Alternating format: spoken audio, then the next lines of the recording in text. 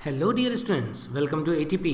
और बच्चों क्या हालचाल हैं। तो बच्चों हम लोग पढ़ रहे थे हमारा chapter plant growth and development. और बच्चों इस चैप्टर में हम लोगों ने पढ़ लिया था हार्मोन्स के बारे में सब कुछ, कि ग्रोथ प्रोमोटर हार्मोन क्या होते हैं, ग्रोथ इनहिबिटर कौन कौन से होते हैं, और उन हार्मोन्स के बारे में डिटेल इन्फॉर्मेशन जो है वो हम डिस्कस कर चुके थे।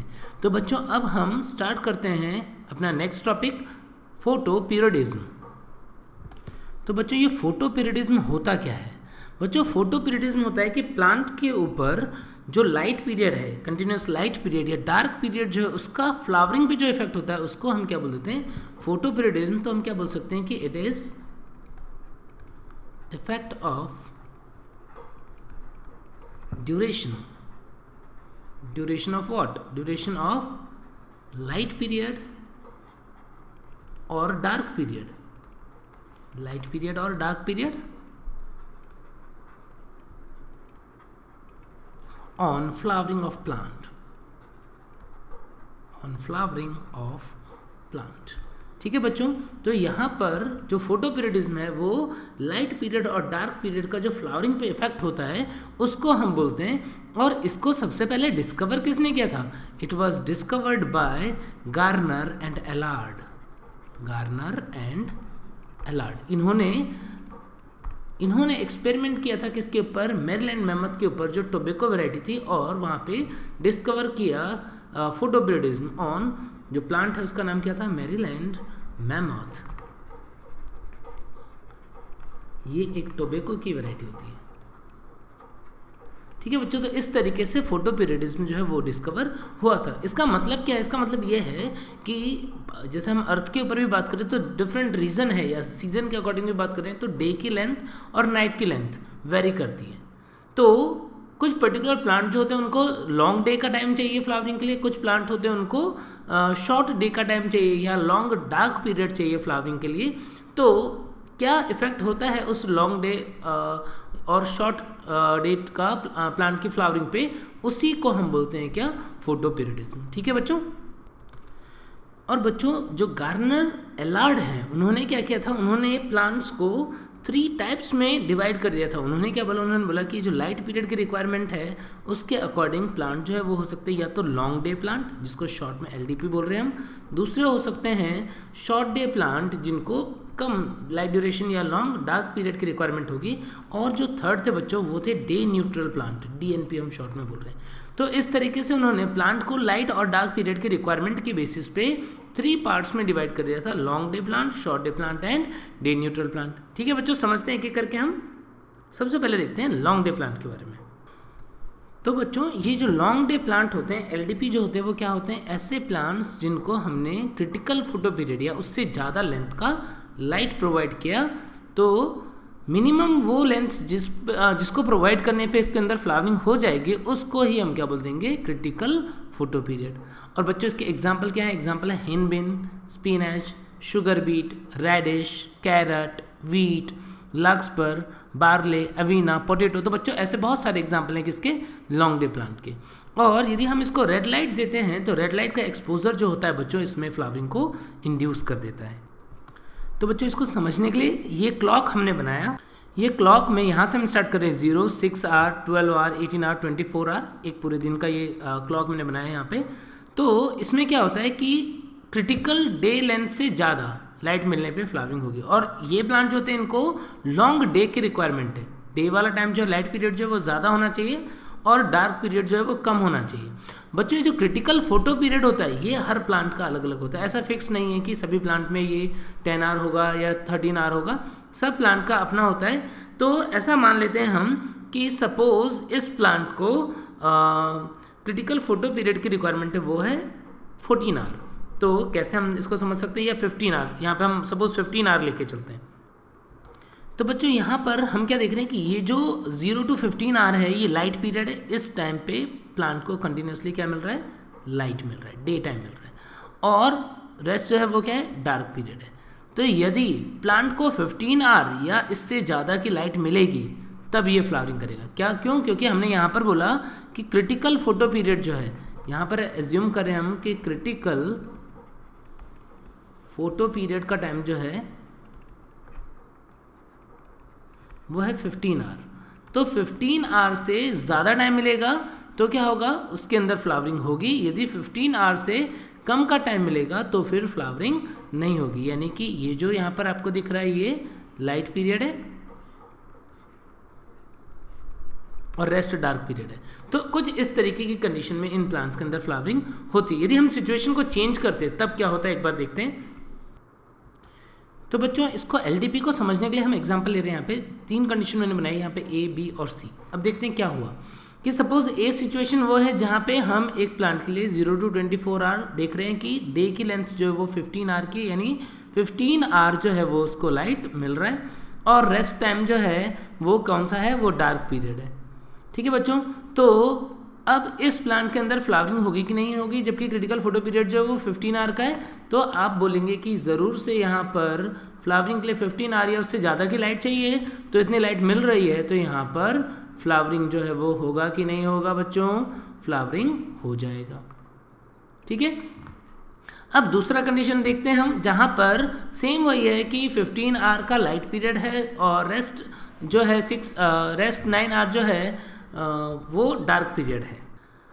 अब इस डार्क पीरियड में यदि मैं क्या करूं, इसको एलिमिनेट करूं किससे, लाइट से। यानी रात के टाइम पे मैंने इसको जो डार्क पीरियड था उसको इंटरप्ट कर दिया किससे, उसको इंटरप्ट कर दिया लाइट से। यदि मैं ऐसा कर देता हूं तो फ्लावरिंग होगी कि नहीं होगी। तो बच्चों कंसेप्ट क्या है कि मिनिमम 15 आवर का लाइट चाहिए, उससे ज़्यादा मिल जाए तो ठीक है, और वो लाइट जो है वो किस मैनर में होना चाहिए, वो कंटिन्यूस टाइप से होना चाहिए। तो यदि हम दिन में लाइट देते हैं तो ये फ्लावरिंग को प्रमोट ही करेगा, यानी इस कंडीशन में भी फ्लावरिंग हो जाएगी। थर्ड सिचुएशन, यदि हम इसके लाइट पीरियड को इंटरप्ट कर दे किससे, डार्क से, यानी रात को हमने क्या किया, इस प्लांट को कुछ आवर के लिए लाइट डार्क प्रोवाइड कर दिया, सॉरी डे टाइम में यदि हमने इस प्लांट को कुछ देर के लिए अंधेरे में रख दिया और जो लाइट पीरियड था कंटिन्यूस लाइट पीरियड उसको इंटरप्ट कर दिया, तो उस कंडीशन में क्या होगा, तो बच्चों उस कंडीशन में आप देखेंगे कि फ्लावरिंग नहीं होती है, फ्लावरिंग स्टॉप हो जाएगी। तो बच्चों ये तीनों सिचुएशन बता रही है हमको कि आखिर एलडीपी प्लांट में होता क्या है। लॉन्ग डे प्लांट जो होते हैं उनके अंदर कंटिन्यूस लाइट पीरियड चाहिए, क्रिटिकल फोटो पीरियड या उससे ज़्यादा, तो उस कंडीशन में फ्लावरिंग होती है। यदि हम इसके लाइट पीरियड को बढ़ा दें या डार्क वाले पीरियड को इंटरप्ट कर दें लाइट से तो भी फ्लावरिंग हो जाती है। लेकिन यदि हम डार्क पीरियड जो है उसको लेकिन यदि हम इसके लाइट पीरियड को इंटरप्ट कर दें किससे, डार्क पीरियड से, तो उस कंडीशन में हम देखते हैं कि फ्लावरिंग जो है वो रुक जाती है। इसका मतलब इन प्लांट्स के लिए कंटिन्यूअस डे लेंथ जो है वो ज़्यादा इंपॉर्टेंट है, किसके लिए, फ्लावरिंग के लिए। ठीक है बच्चों, तो ये जितने भी एग्जाम्पल हम यहाँ पे देख रहे हैं इनके अंदर फ्लावरिंग में ऐसा होता है। अब बच्चों ऐसा जो है वो प्रैक्टिकली कैसे हो रहा है हम एक बार समझने की कोशिश करते हैं। जैसे आप लोगों ने वीट जो है उसकी फार्मिंग होते हुए देखी होगी, वीट की खेती होते हुए आपने देखी होगी, तो क्या आप बता सकते हैं कि वीट जो है उसको सॉ करने का टाइम क्या होता है, उसको किस मौसम में बोते हैं? तो बच्चों इसको बोते हैं कब, विंटर वाले सीजन में, यानी दिसंबर जनवरी के आसपास में। और उसके बाद में क्या होता है, उसके बाद में ग्रेजुअली उस टाइम पे आप देखेंगे कि जब हम इसको दिसंबर में या जनवरी में बोते हैं उस टाइम पे डे की लेंथ क्या होती है, डे की लेंथ बहुत ही कम होती है, लाइट पीरियड जो होता है वो कम होता है। और ये कैसे प्लांट है, इनको तो लॉन्ग डे की रिक्वायरमेंट होती है फ्लावरिंग के लिए। तो फिर मान लो दिसंबर आया, फिर जनवरी आया, फिर फरवरी आया, तो उस टाइम पे डे की लेंथ जो है क्रिटिकल डे लेंथ से कम होती है, तो फ्लावरिंग का कोई चांस नहीं होगा। तो फिर क्या होगा बच्चों, तो फिर प्लांट जो है वो सिर्फ वेजिटेटिव ग्रोथ शो करेगा, प्लांट जो है बड़ा होगा, यानी दिसंबर में बड़ा हुआ, जनवरी में बड़ा हुआ, फरवरी में बड़ा हुआ, मार्च में पहुंचा। अब क्या होगा, ग्रेजुअली हम देख रहे हैं कि डे की लेंथ जो है, लाइट पीरियड जो है वो बढ़ता जा रहा है, बढ़ता जा रहा है, और जैसे ही सपोज फरवरी एंड में या मार्च में जैसे ही वो क्रिटिकल फोटो पीरियड जो है उसको क्रॉस कर जाएगा, वैसे ही क्या होगा, उसके अंदर फ्लावरिंग स्टिमुलेट हो जाएगी। यानी फरवरी मार्च में हमने देखा क्या कि सपोज प्लांट के अंदर फ्लावरिंग हो गई। अब क्या होगा, अब फ्लावरिंग हो गई, रिप्रोडक्शन हो गया, सीड बन जाएगा, और यही जो लॉन्ग डे पीरियड था इसने इंड्यूस किया किसको, फ्लावरिंग को। तो लॉन्ग डे प्लांट जो होते हैं उनके अंदर इसी तरीके से, अभी हमने वीट का एग्जांपल लिया, लॉन्ग डे ड्यूरेशन की वजह से फ्लावरिंग इंड्यूस होती है। और उसके बाद में क्या होता है, उसके बाद में फसल जो है वो मैच्योर हो जाएगी, मैच्योरेशन फेज आ जाएगा और वो पक जाएगी और हम हार्वेस्ट कर लेंगे। तो आपको पता होगा कि जो वीट होता है उसका हार्वेस्टिंग का टाइम कौन सा होता है, उसको वही अप्रैल जो है, अप्रैल मई के आसपास में हम हार्वेस्ट कर लेते हैं। ठीक है बच्चों। अच्छा बच्चों, एक और भी बात बता दूं, वीट की 2 वैरायटी होती है। ये जो वैरायटी है उसके अलावा एक और भी वैरायटी होती है जो वर्नलाइजेशन से फ्लावरिंग करती है। वो थोड़ा पहले उसमें फ्रूट्स बन जाते हैं या सीड बन जाते हैं और वो फसल जो है पहले पक जाती है। बट जो एलडीपी वैरायटी है उसके अंदर हम देखते हैं कि लॉन्ग डे पीरियड यानी फरवरी मार्च उस टाइम तक जाते जाते उसमें फ्लावरिंग होती है और उसके बाद में सीड जो है वो फॉर्मेशन होता है। ठीक है बच्चों, तो इंपॉर्टेंट क्या हुआ उस प्लांट के लिए लॉन्ग डे। यदि हम उस प्लांट को शॉर्ट डे वाले टाइम में उगाना चाहें तो वो वेजिटेटिव ग्रोथ करेगा बट उसमें फ्लावरिंग नहीं होगी। कब तक नहीं होगी? जब तक उसको क्रिटिकल डे जो है उससे ज़्यादा लाइट नहीं मिल जाती है। ठीक है बच्चों, तो मुझे लगता है लॉन्ग डे प्लांट जो होता है वो आपको समझ में आ गया होगा। अच्छा, ये हो क्यों रहा है वो हम थोड़ी देर के बाद में देखेंगे। पहले एक बार हम समझ लेते हैं कि आखिर ये सारे प्लांट्स क्या होते हैं। लॉन्ग डे प्लांट के बाद में नेक्स्ट देख लेते हैं हम शॉर्ट डे प्लांट। तो बच्चों एसडीपी क्या होते हैं? शॉर्ट डे प्लांट वो होते हैं जिनको फ्लावरिंग के लिए रिक्वायरमेंट है जो क्रिटिकल फोटो पीरियड है उससे कम की। यानी कि शॉर्ट डे प्लांट जो होता है उनके अंदर एक क्रिटिकल डार्क लेंथ जो होगी, डार्क पीरियड होगा वो, और उससे शॉर्टर जो डे लेंथ है उसकी रिक्वायरमेंट होगी। यानी इन प्लांट्स के लिए बच्चों क्या इंपॉर्टेंट है? इन प्लांट्स के लिए इंपॉर्टेंट है कॉन्टिन्यूअस और अनइंटरप्टेड डार्क पीरियड। यानी ये प्लांट जो है वो मोस्टली कब उगेंगे? जब इनको कंटिन्यूअस और अनइंटरप्टेड डार्क पीरियड जो है वो मिलेगा। इसीलिए शॉर्ट डे प्लांट है उसको मोर एक्यूरेटली बच्चों हम क्या बोलना प्रीफर करते हैं? Long night plant. यानी इनके लिए इंपॉर्टेंट क्या है? जैसे हम लॉन्ग डे प्लांट्स के लिए देख रहे थे कि इंपॉर्टेंट था कंटिन्यूअस डे लेंथ या लाइट पीरियड, बिल्कुल वैसे ही इन प्लांट्स के लिए इंपॉर्टेंट होता है कंटिन्यूअस डार्क पीरियड। ठीक है बच्चों, एग्जाम्पल है इनके tobacco, soybean, viola, xanthium, chrysanthemum, cannabis, chenopodium, mustard, dahlia, sugar cane, strawberry, cosmos and rice. तो बच्चों यहाँ पर भी मैं आपको राइस का एग्जाम्पल लेके यदि समझाऊँ तो आपको आप कैसे समझ सकते हैं कि शॉर्ट डे प्लांट में क्या हो रहा है।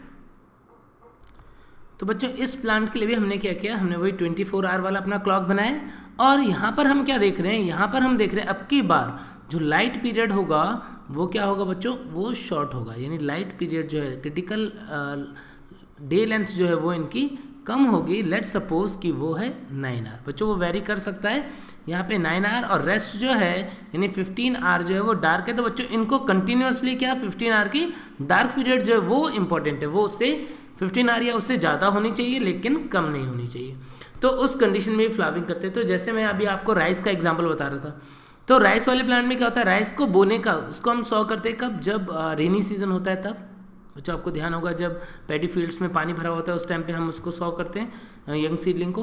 तो हम देखते हैं उसके बाद ग्रेजुअली क्या हो रहा है, जैसे जुलाई अगस्त में हमने उसको बोया तो फिर ग्रेजुअली हम देखते हैं कि वो जस्ट समर के बाद सीजन है उस टाइम पे डे लेंथ ज़्यादा है, और ग्रेजुअली जैसे मार्च के बाद, जैसे जुलाई के बाद अगस्त आएगा, सितंबर आएगा, अक्टूबर आएगा, डे लेंथ जो है वो ग्रेजुअली क्या होती जाएगी? कम होती जाएगी और नाइट की लेंथ जो है वो बढ़ती जाएगी। तो क्या होता है कि उस टाइम पे सपोज जो डे लेंथ है और लाइट पीरियड और डार्क पीरियड सपोज इक्वल है 12 आवर, तो हमने देखा होगा उसके बाद सितंबर आया, सितंबर में डार्क पीरियड जो है वो और ज़्यादा बढ़ गया, 12 को बदले में वो 13 हो गया, फिर अक्टूबर में 14 हो गया, सितंबर में 14 हो गया, अक्टूबर में 15 हो गया। तो इस तरीके से क्या होता है जैसे जैसे सीज़न जो है वो आगे बढ़ता है, मंथ जो है वो आगे बढ़ता है, वैसे वैसे हम क्या देखते हैं? वैसे वैसे हम देखते हैं कि डे की लेंथ छोटी होती जाती है और नाइट की लेंथ जो है वो बढ़ती जाती है। यानी डार्क पीरियड जो है उसका लेंथ जो है वो बढ़ता जाएगा और जैसे ही वो क्रिटिकल डार्क पीरियड को क्रॉस करेगा वैसे ही क्या हो जाएगा? वैसे ही प्लांट के अंदर फ्लावरिंग इंड्यूस हो जाएगी। मतलब जुलाई में बोया, जुलाई अगस्त सितंबर ये 3 महीने जो है वो उसने क्या किया? 3 महीने तक उसने सिर्फ वेजिटेटिव ग्रोथ की। उस टाइम पे फ्लावरिंग नहीं हो रही है। क्यों नहीं हो रही है? क्योंकि उस टाइम पर क्रिटिकल डार्क पीरियड से छोटे जो है वो नाइट की लेंथ है, डे की लेंथ जो है वो ज़्यादा है, तो इसीलिए उस टाइम पे फ्लावरिंग नहीं हुई। फिर सितंबर आया, सितंबर के एंड तक हमने देखा क्या कि अब डे की लेंथ जो है वो बहुत छोटी हो गई है, क्रिटिकल डे लेंथ से शॉर्ट हो चुका है और नाइट की लेंथ जो है वो लॉन्ग हो चुकी है। तो उन लॉन्ग नाइट्स के अंदर क्या होता है? कुछ ऐसे केमिकल चेंजेस होते हैं जिसकी वजह से फ्लावरिंग जो है वो हो जाती है और सितंबर अक्टूबर तक फ्लावरिंग हो गई, नवंबर तक हमने उस राइस को हार्वेस्ट कर लिया। तो इस तरीके से हम देखते हैं कि फ्लावरिंग में कौन इंपॉर्टेंट है? कंटिन्यूअस डार्क पीरियड जो है बच्चों वो इंपॉर्टेंट होता है। तो बच्चों इसको भी हम समझते हैं उसी तरीके से एग्जांपल लेके, जैसे हमने लास्ट एग्जांपल समझा था लॉन्ग डे प्लांट। तो बच्चों ऐसा मान लो कि क्रिटिकल जो डे लेंथ है, लाइट लेंथ है, वो कितना है, वो 9 आवर, इससे कम होने पे फ्लावरिंग हो जाएगी। और डार्क पीरियड जो है वो, यानी नाइट की लेंथ जो है वो होनी चाहिए मिनिमम 15 आवर, उससे ज़्यादा यदि होगा तो फिर फ्लावरिंग हो जाएगा। तो बच्चों यदि हमने किसी प्लांट को क्रिटिकल डार्क लेंथ यानी 15 आवर जो है वो प्रोवाइड कर दिया, तो हम क्या देखते हैं, फ्लावरिंग पे क्या इफेक्ट होगा, उस कंडीशन में फ्लावरिंग जो है वो हो जाएगी। क्यों? क्योंकि प्लांट जो है वो कैसा है, शॉर्ट डे प्लांट है। यदि हम क्या करें, अब दूसरे एग्जांपल में हम देख रहे हैं कि हमने 9 आवर की लाइट और 15 आवर का डार्क पीरियड प्रोवाइड किया, लेकिन इस डार्क पीरियड को हमने इंटरप्ट कर दिया। यहाँ पर हमने इंटरप्ट किया इसको किससे, लाइट प्रोवाइड करके। तो यदि नाइट पीरियड को इंटरप्ट कर देते हैं ऐसे, तो फ्लावरिंग पे क्या इफेक्ट होता है, फ्लावरिंग रुक जाती है। तो बच्चों ये क्या प्रूव कर रहा है, ये प्रूव कर रहा है कि जो प्लांट है उसके लिए कंटिन्यूअस नाइट पीरियड बहुत इंपॉर्टेंट है। इसीलिए हमने इसको क्या बोला था, इसीलिए हमने इसको बोला था long night period, long night plant. अब यहाँ पर हम क्या देख रहे हैं कि यदि डे लेंथ जो है उसको इंटरप्ट किया, यानी इसको यहाँ पे डार्क से इंटरप्ट किया, तो उस कंडीशन में क्या होगा, उस कंडीशन में फ्लावरिंग होगी कि नहीं। तो बच्चों यहाँ पे फ्लावरिंग होगी, क्योंकि प्लांट के लिए इंपॉर्टेंट क्रिटिकल डार्क पीरियड है कि क्रिटिकल लेंथ से ज़्यादा डार्क लेंथ यदि हम देंगे तो फ्लावरिंग हो जाएगी, यदि उससे ज़्यादा है तो अच्छी बात है। ठीक है बच्चों, तो इस वजह से यहाँ पर कंटिन्यूस नाइट की लेंथ जो है क्रिटिकल फोटो पीरियड जो है उससे ज़्यादा मिल रही है, तो फ्लावरिंग हो जाती है। ठीक है बच्चों, तो इंपॉर्टेंट बात, कंटिन्यूस डार्क पीरियड भी होना चाहिए। और बच्चों यदि ऐसे प्लांट्स के अंदर हम रेड लाइट, यदि नाइट को हम इंटरप्ट करते हैं रेड लाइट से, तो वो क्या करता है, वो फ्लावरिंग को इनहिबिट करता है और उसको फ्लावरिंग होने से रोक देता है। ठीक है बच्चों, तो ये हो गया हमारा शॉर्ट डे प्लांट। और अब देखते हैं हम बच्चों डे न्यूट्रल प्लांट क्या होते हैं, डीएनपी क्या होते हैं। तो बच्चों डे न्यूट्रल प्लांट्स होते हैं वो ऐसे प्लांट होते हैं जिनके ऊपर क्रिटिकल फोटो पीरियड या क्रिटिकल डे लेंथ जैसा कुछ इफेक्ट नहीं होता है। ये किसी भी कंडीशन में जो है वो फ्लावरिंग कर सकते हैं। इनको हम इंटरमीडिएट प्लांट्स भी बोलते हैं, यानी इनके ऊपर फ्लावरिंग में लाइट पीरियड या डार्क पीरियड का इफेक्ट नहीं होता है। बच्चों इसका एग्जांपल है मेज, कॉटन, टोमेटो, सनफ्लावर, कुकम्बर। तो बच्चों इन प्लांट्स के ऊपर क्रिटिकल डे या नाइट लेंथ जैसा इफेक्ट नहीं होता है। ठीक है बच्चों, तो इसके बाद में कुछ साइंटिस्ट ने सोचा कि आखिर ये जो फोटो पीरियडिज्म का इफेक्ट है वो किसकी वजह से है। तो चैला ख्यान करके रशियन साइंटिस्ट थे, इन्होंने बताया कि इसके लिए रेस्पॉन्सिबल है, और इन्होंने बोला कि इसके लिए एक हार्मोन रेस्पॉन्सिबल है जिसको बोलते हैं हम फ्लोरीजन। फ्लोरीजन hormone is responsible for photo periodic effect. और ये हार्मोन जो है वो आइसोलेट नहीं हो पाया, इसीलिए इसको हम क्या बोल देते हैं, it is a hypothetical hormone. कोई हाइपोथेटिकल हार्मोन है जिस हार्मोन की, ये हार्मोन का बनना किस पे डिपेंड करे, क्रिटिकल लाइट और डार्क पीरियड पे, और इनकी वजह से ही फ्लावरिंग जो है वो कंट्रोल होती है। ठीक है बच्चों, लेकिन बच्चों प्लांट के अंदर जो भी ये फोटोपीरियडिज्म वाला इफेक्ट है, या प्लांट के अंदर अदर कई लाइट डिपेंडेंट मूवमेंट्स होती हैं या ग्रोथ होती हैं, तो उनको कंट्रोल करने के लिए जो इंपॉर्टेंट होता है वो होता है फाइटोक्रोम।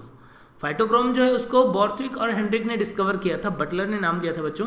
तो ये बहुत ही इंपॉर्टेंट है, और फाइटोक्रोम के अकॉर्डिंग, फाइटोक्रोम के फंक्शन के अकॉर्डिंग हम एक्सप्लेन कर सकते हैं कि आखिर क्यों कोई प्लांट शॉर्ट डे प्लांट है और क्यों कोई लॉन्ग डे प्लांट है। तो बच्चों हम देखते हैं थोड़ा सा डिटेल में किसके बारे में, फाइटोक्रोम के बारे में। तो बच्चों फाइटोक्रोम जो है उसके बारे में हम डिटेल में देख रहे हैं। फाइटोक्रोम को डिस्कवर किया था बॉर्थविक और हेनरिक ने, और बटलर ने टर्म दिया था फाइटोक्रोम। बच्चों फाइटोक्रोम जो होता है वो क्या होता है, एक्चुअल में जो हमने पढ़ा था फाइकोबिलिन्स के बारे में। फाइकोबिलिन्स एक ऐसा पिगमेंट है जो साइनोबैक्टीरिया और रेड एल्गी में प्रेजेंट होता है। और बच्चों वो जो फाइकोबिलिन होता है वो एक प्रोटीन पे अटैच्ड होता है, इसको हम बिली प्रोटीन बोलते हैं। और ये प्रेजेंट थे किसके अंदर, साइनोबैक्टीरिया और रेड एल्गी के अंदर। यही हायर प्लांट में मॉडिफाई हो गए हैं बच्चों किसके अंदर, फाइटोक्रोम्स के अंदर। और ये ओपन टेट्रापायरोलिक स्ट्रक्चर होती है, ये स्ट्रक्चर हमने पहले बात भी की थी। और फाइटोक्रोम जो होते हैं वो मेनली कहाँ पर प्रेजेंट होते हैं, mainly present on the cell membrane. और बच्चों ये दो फॉर्म में होते हैं एक्चुअल में। जो एक्टिव फॉर्म होता है फाइटोक्रोम का वो होता है PFR, और दूसरा होता है जो इनएक्टिव फॉर्म होता है वो होता है पीआर। तो बच्चों यहाँ पर फाइटोक्रोम जो होते हैं दे एग्जिस्ट इन 2 फॉर्म्स। कौन कौन सा है वो है पीआर जिसको हम फाइटोक्रोम रेड बोलते हैं एंड पीएफआर जिसको हम फाइटोक्रोम फार रेड बोलते हैं। तो बच्चों पीआर जो होता है वो उसकी खास बात क्या है, R for red because it absorbs red light. Main जो पीक होता है वो 660 या 667 नैनोमीटर के पास में होता है, और ऐसे ही पीएफआर जो होता है उसका पीक जो होता है वो 730 के आसपास में होता है। तो ये दोनों जो फाइटोक्रोम के फॉर्म्स हैं वो इंटर कन्वर्टेबल होती है। यहाँ पर यदि हम कलर की बात करें तो पीआर का कलर स्लाइटली ब्लू टाइप का होता है और पीएफआर जो होता है वो स्लाइटली येलो होता है, unstable and physiologically active form होता है। तो बच्चों कई बार ये क्वेश्चन भी पूछते हैं कि बताओ पीआर और पीएफआर में से कौन फिजियोलॉजिकली एक्टिव होता है। पीएफआर जो होता है उसको फिजियोलॉजिकली एक्टिव फॉर्म हम बोलते हैं, जो कि मेम्ब्रेन के ऊपर मोस्टली अटैच फॉर्म में प्रेजेंट होगा। बोथ फाइटोक्रोम्स आर फोटोबायोकेमिकली शो फोटोक्रोमेसिटी, जैसा कि अभी हमने देखा इंटर कन्वर्टेबल है, कलर भी चेंज हो रहा है।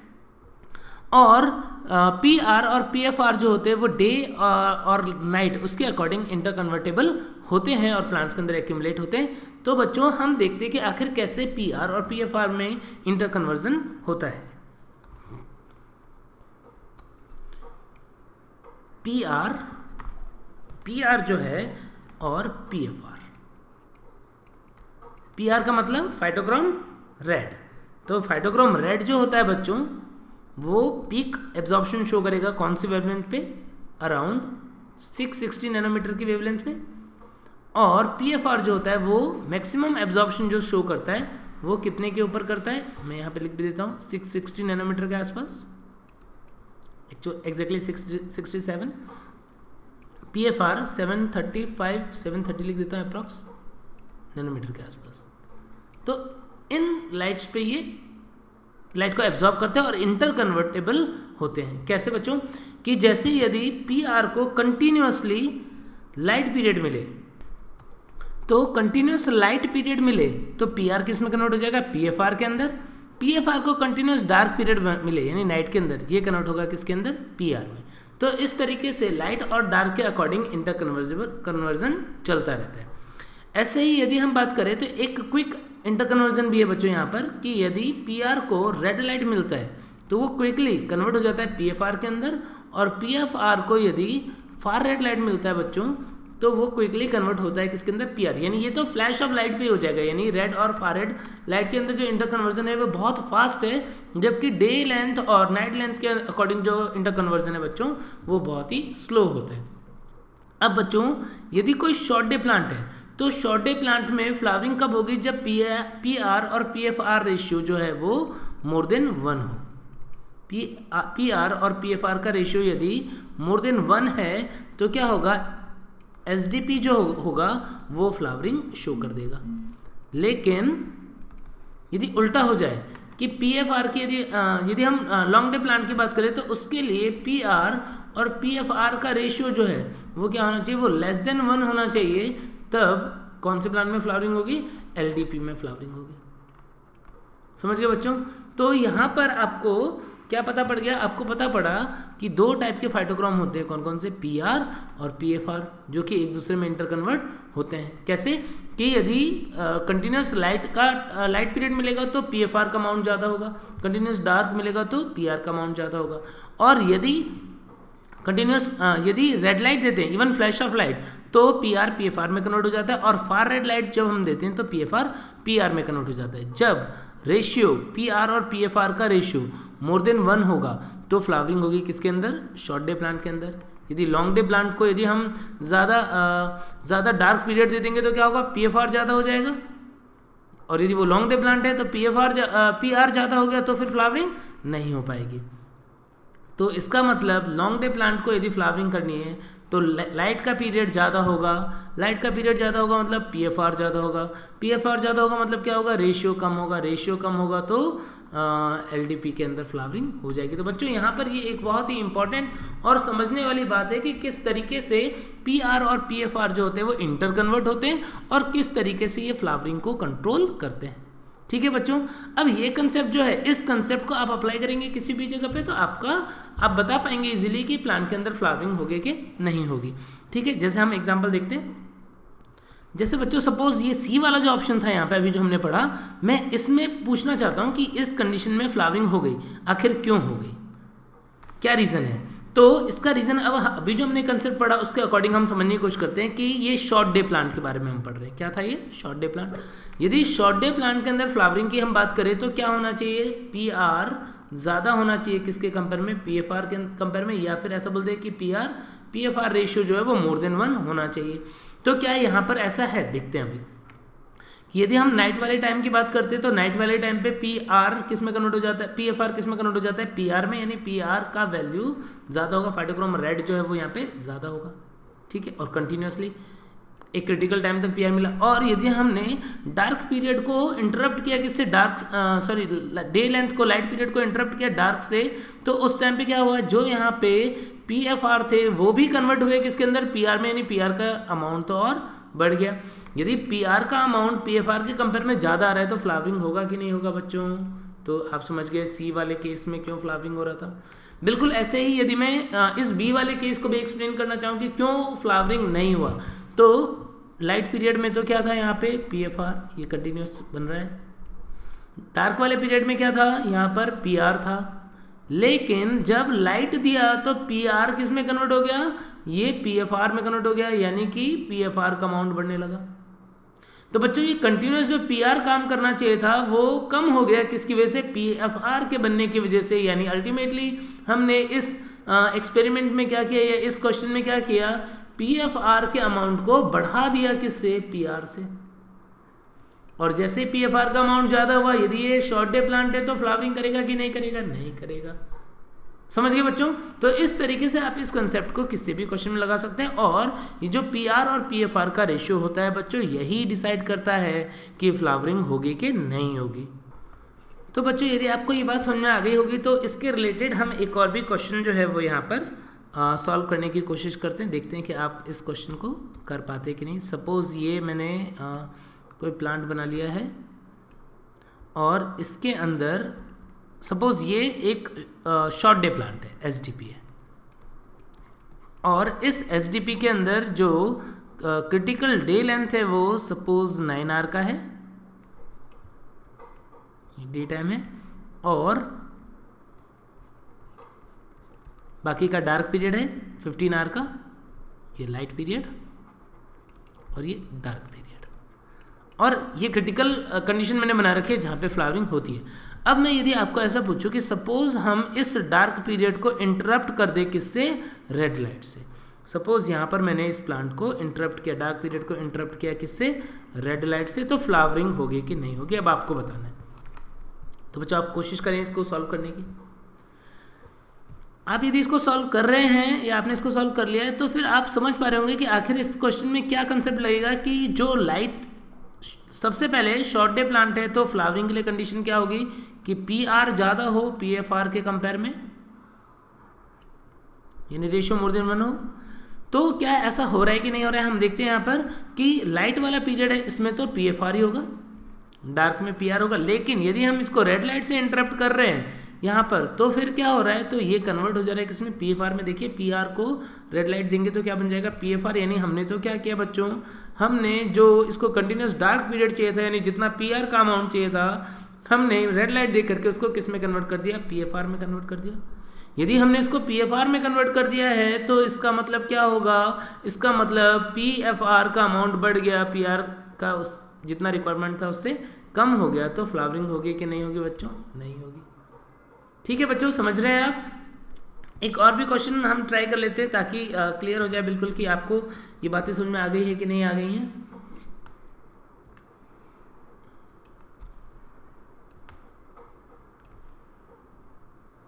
अब की बार हम ऐसा मान लेते हैं कि ये एक एलडीपी है, लॉन्ग डे प्लांट है, और लॉन्ग डे प्लांट जो है उसके अंदर ये क्रिटिकल फोटो पीरियड सपोज कुछ भी जैसे हम मान लेते हैं 13 आवर का क्रिटिकल फोटो पीरियड है, लाइट का पीरियड है, और रेस्ट 11 आवर जो है वो डार्क पीरियड है। ठीक है, अब मैंने क्या किया, मैंने इस लाइट पीरियड को इंटरप्ट कर दिया किससे, यानी इसमें कुछ देर के लिए प्लांट को प्रोवाइड कर दिया far red light, suppose far red light दे दिया। अब फ्लावरिंग होगी कि नहीं होगी। तो आप इसे सॉल्व करेंगे कैसे कि फिर से यहाँ पर लाइट वाला पीरियड यानी कि PFR का अमाउंट ज़्यादा रिक्वायर्ड है, PFR ज़्यादा भी है यहाँ पे, लेकिन जब हम इसे फार रेड लाइट देंगे तो फार रेड लाइट को एब्जॉर्ब करके ये PFR किस में कन्वर्ट हो जाएगा बच्चों, ये तो PR में कन्वर्ट हो जाएगा। इसका मतलब क्या हुआ, इसका मतलब हुआ कि हमने PFR का अमाउंट कम कर दिया, PFR का अमाउंट कम कर दिया। लॉन्ग डे प्लांट है, क्या चाहिए, ज़्यादा PFR चाहिए था फ्लावरिंग के लिए और हमने कम कर दिया, क्या हो जाएगा, फ्लावरिंग स्टॉप हो जाएगी।